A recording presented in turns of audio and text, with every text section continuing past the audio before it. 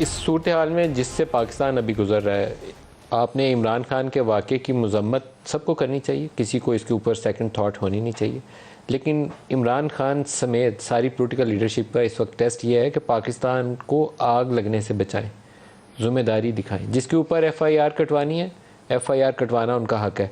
पूरी FIR कटवाएं, मुझे शक है, सबूत है, वो सबूत भी दें और उनकी तहकीक भी होनी चाहिए। बिल्कुल कोई दो राय है ही नहीं, मतलब एक लम्हे के लिए भी नहीं सोचना चाहिए। अगर उसके पास सबूत है तो उस बंदे को पकड़ लेना चाहिए, लेकिन उसके बगैर आग लगानी पाकिस्तान अफोर्ड नहीं कर सकता। इमरान खान भी फॉर्मर प्राइम मिनिस्टर हैं, उनको पता है कि पाकिस्तान के हालात क्या हैं।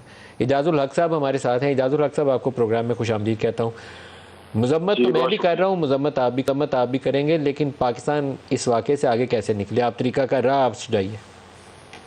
देखें, मैं कल रात पहुंचा हूँ वापस इस्लामाबाद और आज 12 बजे मैं खान साहब को मिला हूँ। कोई ज़मान पार्क में लाहौर में कोई आधा पौना घंटा हमारी मीटिंग हुई है और ये सारे टॉपिक डिस्कस होते रहे हैं कि किस तरह से वो आज़म स्वाति वाली बात और शहबाज गिल वाली बात, ये तमाम बातें जो है ना वो आज उनका वो मैं कह भी रहा था कि ज़रा थोड़ा सा है ना वो बेहतर होना चाहिए। हर किसी की बेटर सेंस प्रिवेल करनी चाहिए। क्यों पाकिस्तान को इन हालात की तरफ हम लेकर जा रहे हैं। लेकिन बात यह है कि इसमें भी जिद और हटधर्मी जो देखने में आई और जो बयानात हुकूमती लोगों की तरफ से आए पिछले 1-2 दिनों में कि जी कुचल देंगे, मार देंगे, इस किस्म की बातें, ये भी बड़ी अफसोसनाक हैं। तो मैं समझता हूँ अब भी सब लोगों को चाहिए कि सोचें इस मसले का हल हम कैसे निकाल सकते हैं, क्या तरीका सर इजाज़ साहब एक चीज़ बताइएगा, मैं मतलब बीबी की दफ़ा मुझे याद है कि बीबी को ब्रीफ किया गया था सिक्योरिटी थ्रेट के मतलब पॉसिबल अटैक के ऊपर उनको ब्रीफ किया गया था। क्या ऐसी कोई ब्रीफिंग इमरान खान को दी गई या इमरान खान के पास कोई अपनी इतला थी या कोई सिक्योरिटी की जानिब से उनको इतला दी गई हो? देखिए, उनको इतला तो थी, ये तो मुझे मालूम है, लेकिन मुझे मालूम नहीं कि ब्रीफिंग किसने दी थी, क्योंकि उन्होंने जब शाम के टाइम मगरिब के बाद के जो जुलूस वगैरह को ख़त्म करने का प्रोग्राम बनाया था वो इसी वजह से बनाया था कि उनको कहा था कि आप रात के वक्त ना ये किसने कहा था कि रात के वक्त ना करें?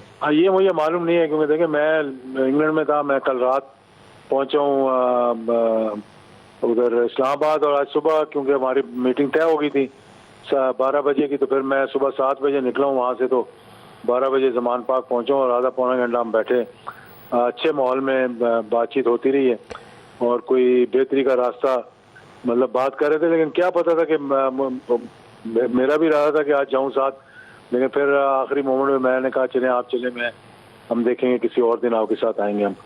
तो थ्रेट तो लाजमी बात है था उनको, इसमें कोई शक वाली बात नहीं है, क्योंकि इसीलिए उन्होंने शाम के टाइम से अंधेरे से पहले प्रोग्राम ख़त्म किए जितने भी किए पीछे।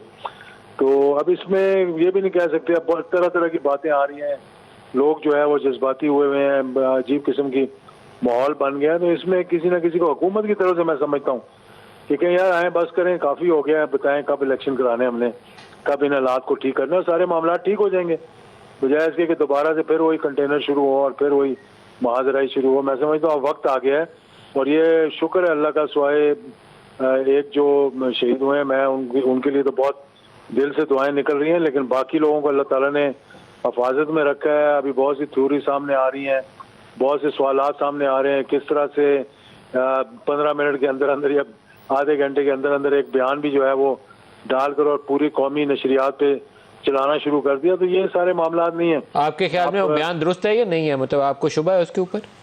मुझे शुबा इसलिए है कि देखें कुछ चीज़ें सामने आई हैं, कुछ सवालात भी सामने आए हैं। उन सवालों में पूछा गया है कि अगर इसने नीचे से मारी थी तो टांगों पे कैसे लगी, क्योंकि उसने तो हाथ ऊपर की तरफ किया था अपना, तो टांगे तो खान साहब की नजर ही नहीं आ रही थी नीचे से कंटेनर के। तो भी बहुत से ऐसे सवालात हैं जो सामने आ रहे हैं और के तो आपके ख्याल में वो कंटेनर पे खड़े हुए टांग पे गोली कैसे लगी? ये एक हमारे पास वो तस्वीर है उसकी कंटेनर की जिसमें बुलेट होल नजर आ रहा है, प्रोड्यूसर साहब दिखाइएगा जरा वो भी। तो आपके ख्याल में वो गोली कैसे लगी? क्योंकि PTI के बाद लोगों का हमने सुना है कि इर्द गिर्द कोई छतों पे लोग थे, कोई 1 या 2 शूटर ऊपर भी थे, लेकिन अभी तक मेरे पास तस्दीक नहीं है। ये वो क्या सराई वाली बात है, मैं इसलिए कन्फर्म नहीं कर सकता। देखिए, मैं भी उसी क्या सराई पे बात कर रहा हूँ, क्योंकि जो वीडियोज मैंने देखी है उसमें एक तो आपको ब्रस्ट की आवाज़ आती है जैसे कि किसी सेमी ऑटोमेटिक से चला, और फिर उसके थोड़ा सा पॉज आता है, फिर 2 बुलेट्स जो है ना वो अलग चलती हैं ठा ठा करके। तो आप इसको ये नहीं कह सकते कि भाई ये किस तरह है, क्योंकि ये तो किसी ने लाइव वहाँ पे कैप्चर किया ना, जो ये आई है सामने कि एक तो इसलिए वो लोग शक व शुबात कह रहे हैं कि भाई ये किस तरह से ये मामलात हुए, कैसे हुआ, ये लड़का कहाँ से आया, और इतनी जल्दी इसका बयान किसने नशर कर दिया और क्यों नशर किया इतनी जल्दी। अभी इन्वेस्टिगेशन हुई नहीं है, अभी बातचीत चल रही थी और उससे पहले ही बता दिया जी हाँ मैं था। ये और मैं प्रोड्यूसर साहब ये जो तस्वीर है दोनों की ज़रा साफ करके दिखाएगा, जहाँ वो शूटर ये जो लड़का वीडियो वाला अपना मैसेज दे रहा है कि मैंने गोली चलाई थी, और जो कैप्चर किया है वो शूट करते हुए, वो अगर स्क्रीन पे डालें कि दोनों एक शख्स है, क्योंकि इसके ऊपर भी दो लहदा हैं। बड़ी स्क्रीन पे करें, इसको हटाएं अपने, हम बाकी तस्वीरें हटाएं तो दिखाएं, इसको पता चले कि ये एक शख्स है या नहीं है। ये अब मैं इसके ऊपर जजमेंट साहब के ऊपर छोड़ता हूँ, क्योंकि इसने कन्फेशनल स्टेटमेंट पुलिस कस्टडी में जाके दी है, और वो लड़का जिसने पकड़ा है वो, उसको हम अभी बीपर के ऊपर जिससे बात कर रहे थे, तो वो लड़का तो खुद पीटीआई का वर्कर है जिसने पकड़ा है। तो मेरे लिए भी बहुत सारे सवालात हैं। मैं बहुत ज़्यादा क्यासराई से भी बचना चाहता हूँ और सारे लीडरशिप से इस्तदा कर रहा हूँ, दरख्वास्त कर रहा हूँ, हाथ जोड़ के इस्तदा कर रहा हूँ कि आग रश्ताल दोनों से पाकिस्तान को बचाएँ, सियासत भी करें और इस मामले की तहकीक भी करें।